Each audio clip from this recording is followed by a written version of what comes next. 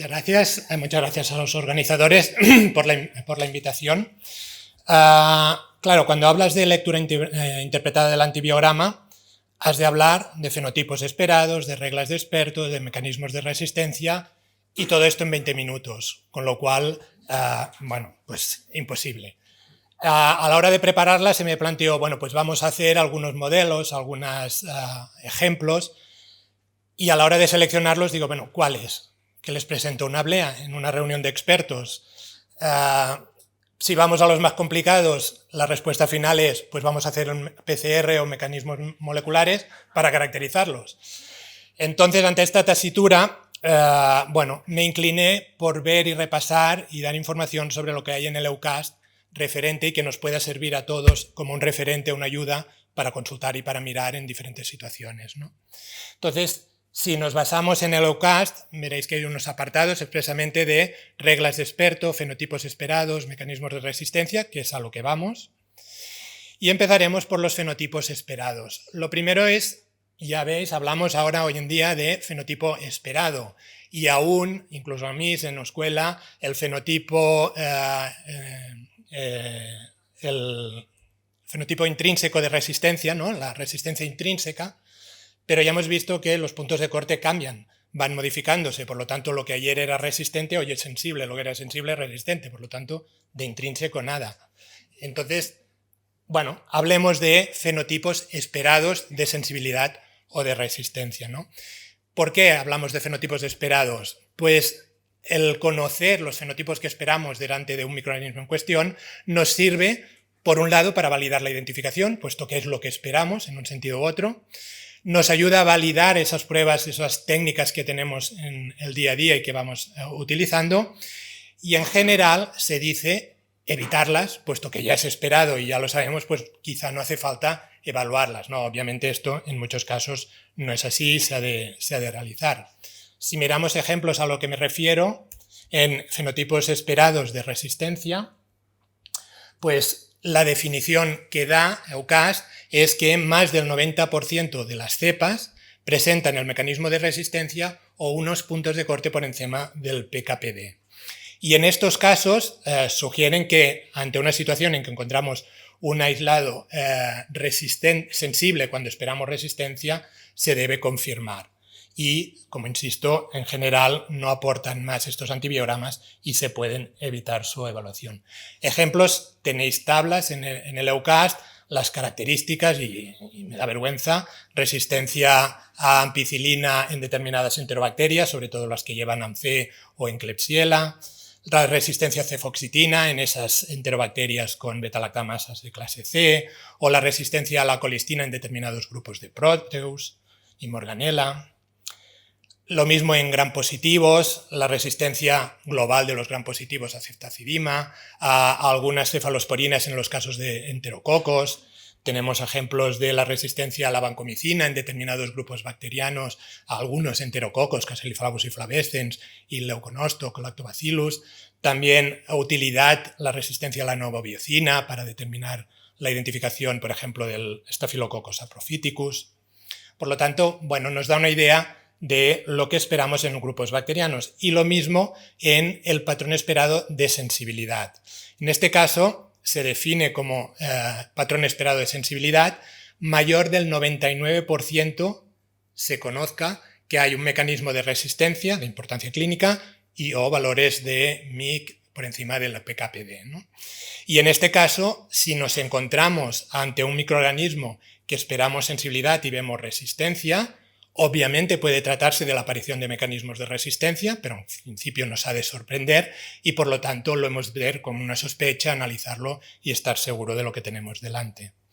Ejemplos de esto, pues aquí lo que EUCAST presenta es lo que nos ha de llamar la atención, ¿no? Nos ha de llamar la atención, por ejemplo, resistencia a colistinas, enterobacterias, pseudomonas. Ya sabemos que hay, pero bueno, las hemos de asegurarnos y confirmarlas. La resistencia a cefalosporinas, en el caso de Haemophilus moraxelas, meningococo, no hay, por lo tanto, ante esta situación nos ha de dar una alerta.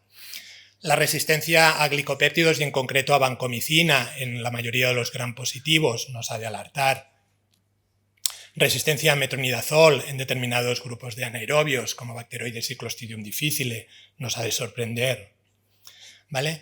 Este es un punto de partida que todos hemos de tener y conocer para poder seguir analizando los resultados de antibiograma que tenemos. Y luego, AUCAS nos propone toda una serie de reglas de expertos que nos ayuden a entender y a modificar en algunos casos, ¿no?, los resultados de sensibilidad obtenidos. Si vamos a las reglas de experto, tendréis abajo un listado de diferentes grupos bacterianos para las que hay definidos estas reglas de expertos.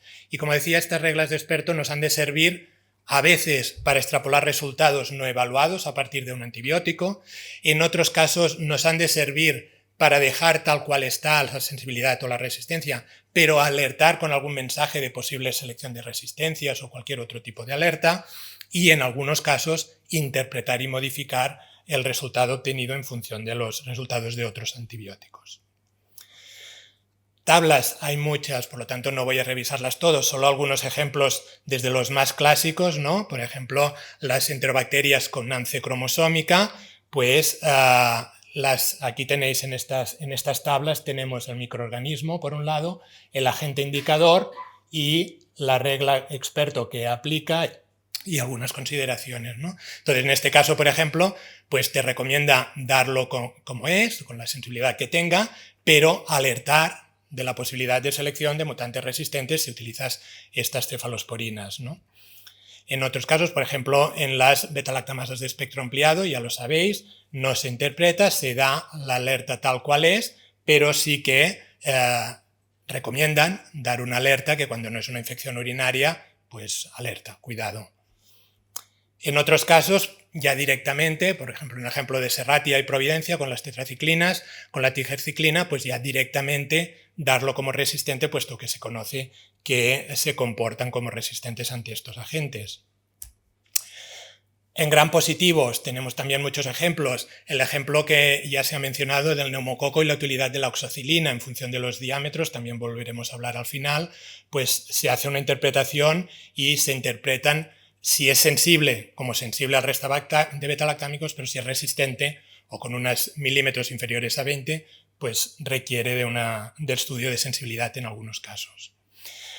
La resistencia a la eritroeliclinda ya también ha salido, la utilidad de si tenemos una cepa resistente a eritromicina, hemos de evaluar, y sensible a la clindamicina, hemos de evaluar la posibilidad de un mecanismo inducible, que en tal caso lo veremos con el antagonismo entre estos dos antimicrobianos, y hemos de interpretar como resistente a eritro y a clindamicina.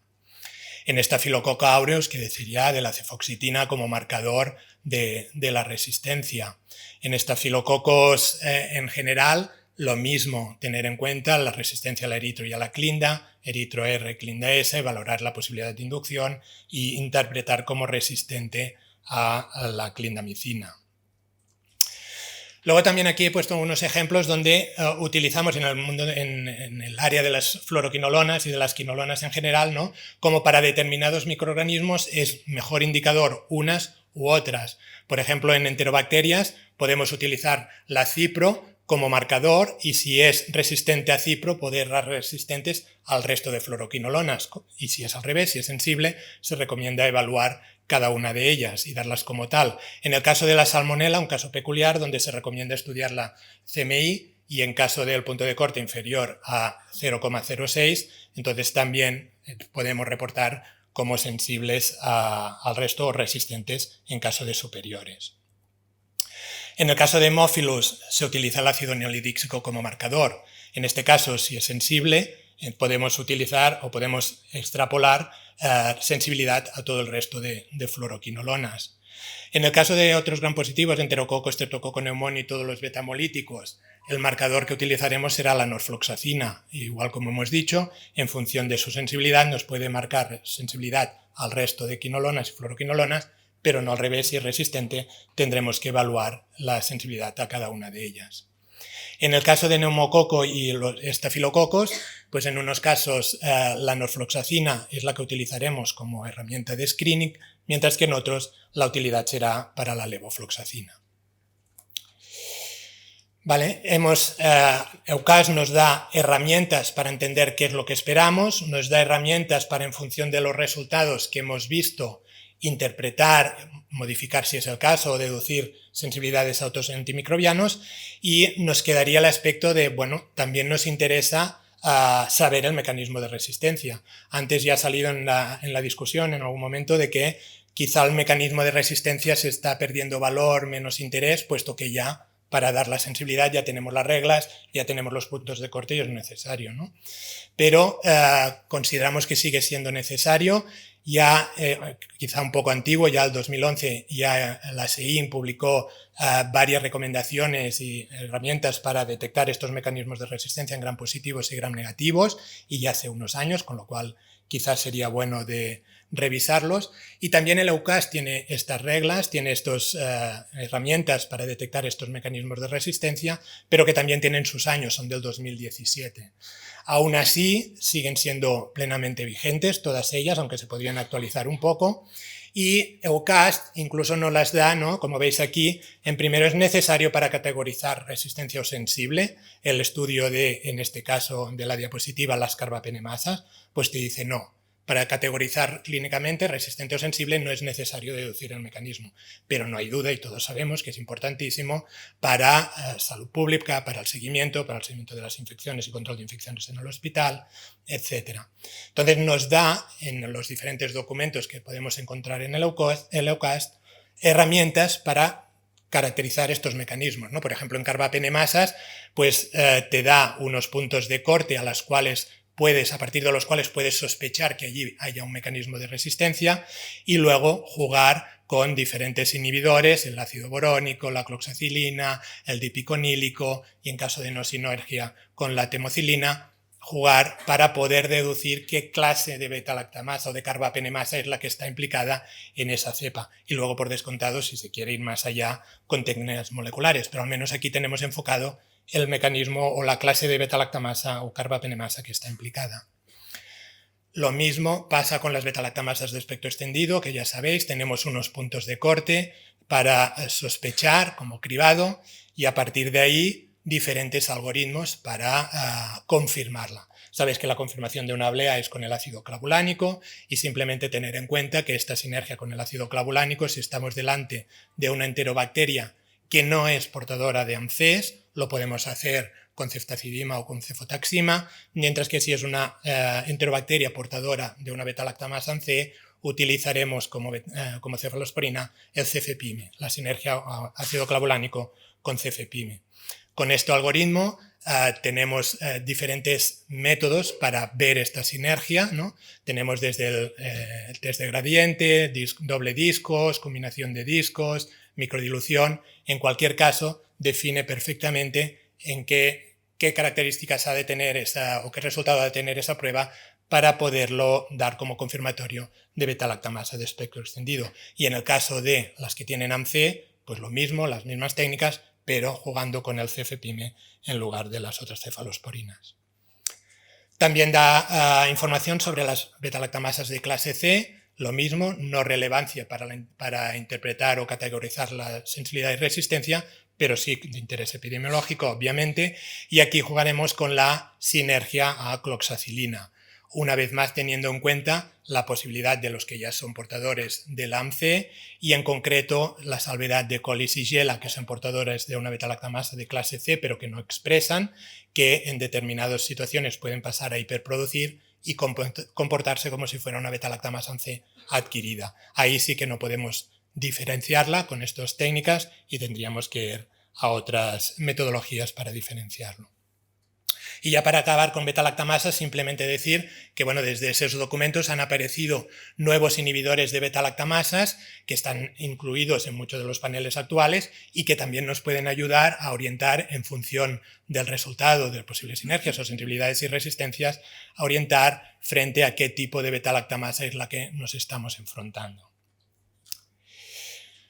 Para acabar con gram negativos, también hay información de la polimixina, de la colistina, quizás se debe actualizar, y lo único que te dicen es que en estos casos, como veis, sí que es importante detectar el mecanismo de resistencia, porque si se detecta, independientemente de lo obtenido fenotípicamente, modificarlo y darlo la resistencia y formarlo resistente, ¿no?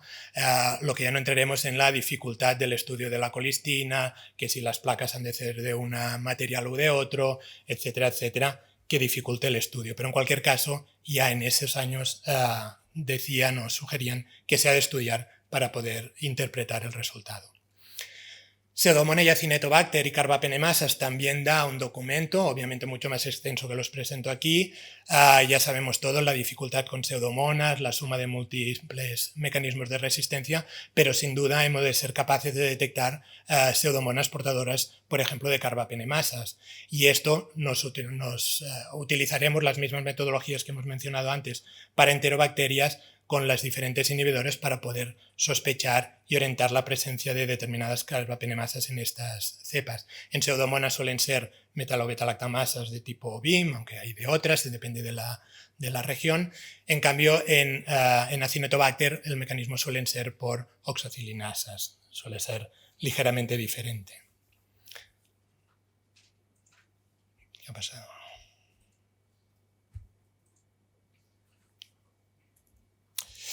Pasando a gram positivos, en gram positivos también tenemos información respecto a los mecanismos de resistencia. Obviamente es el de Marsa y no voy a insistir. Aquí sí detectamos el mecanismo, obviamente hemos de modificar, independientemente de lo que nos dé el estudio fenotípico, hemos de modificar el resultado y podemos detectar el mecanismo por molecular, por la cefoxitina, que es el marcador, tener en cuenta la discrepancia entre la oxacilina, que puede ser útil en Staphylococcus aureus más que en Staphylococcus coagulas negativos, pero que, por ejemplo, los que son portadores del MEC-C se nos pueden escapar y no se nos escapan con la cefoxitina, de ahí la recomendación de utilizar la cefoxitina. Por lo tanto, bueno, es un tema ya bastante discutido, bastante conocido. Sí que es discutido el tema de la resistencia a vancomicina en Staphylococcus aureus y en EUCAST encontraréis este documento que quizá también sea de actualizar, donde define muy bien la alta resistencia a la vancomicina con CMIs de 8, muy rara, 13 o no sé cuántos casos descritos en todo el mundo hasta el día de hoy, generalmente por mecanismo como el de enterococos, con VAN. Pero luego tenemos los otros con resistencia intermedia o incluso los que generan más discusión, los heteroresistentes, heterovisas, donde su detección y caracterización requiere de estudios poblacionales que no hacemos en la rutina del laboratorio, o al menos la mayoría, con lo cual es difícil su detección, ¿no? Y nos da unas indicaciones de a partir de qué CMI plantearse la posibilidad de estar delante de estas cepas. En cuanto a la vancomicina enterococo, pues bueno, esta ya sí que es más fácil, se puede detectar, como han comentado antes, por técnicas de difusión o de microdilución, con CMIs variantes a banco y ateico, dependiendo del mecanismo.